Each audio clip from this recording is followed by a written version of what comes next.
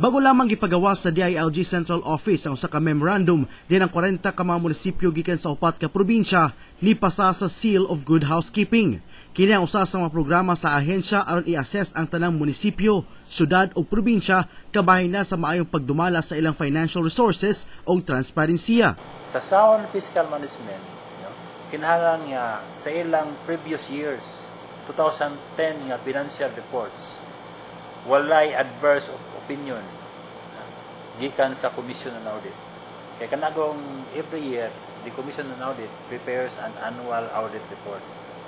So nakita nila sa Commission on Audit nga walay adverse opinion, meaning walay mga irregularities, walay dili mayong practices, no? Gikan sa 4 ngadto 6 class municipalities ang nipasa sa SGH, 6 ka munisipyo sa Agusan del Norte, 6 ka mga munisipyo sa Dinagat Islands, 19 ka mga munisipyo sa Surigao del Norte, 9 usab ka mga munisipyo sa Surigao del Sur. Ang tanang munisipyo makadawat og 1 ka milyon nga 2011 Performance Challenge Fund isip ayuda alang sa mga proyekto nila. Therefore, they are incentive. They are eligible to avail of the 1 million pesos per municipality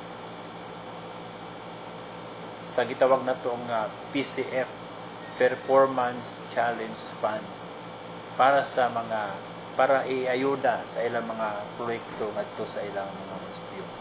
Kinahanglang masumiti una sa mga local executives sa 40 ka mga munisipyo ang mga kinahanglang documentary requirements sama sa letter of intent gikan sa local executive, project proposal, sanggunian resolution, certification gikan sa local budget officer o local treasurer o certification gikan sa government bank manager nga dunay giablihan nga special account para sa PCF o LGU.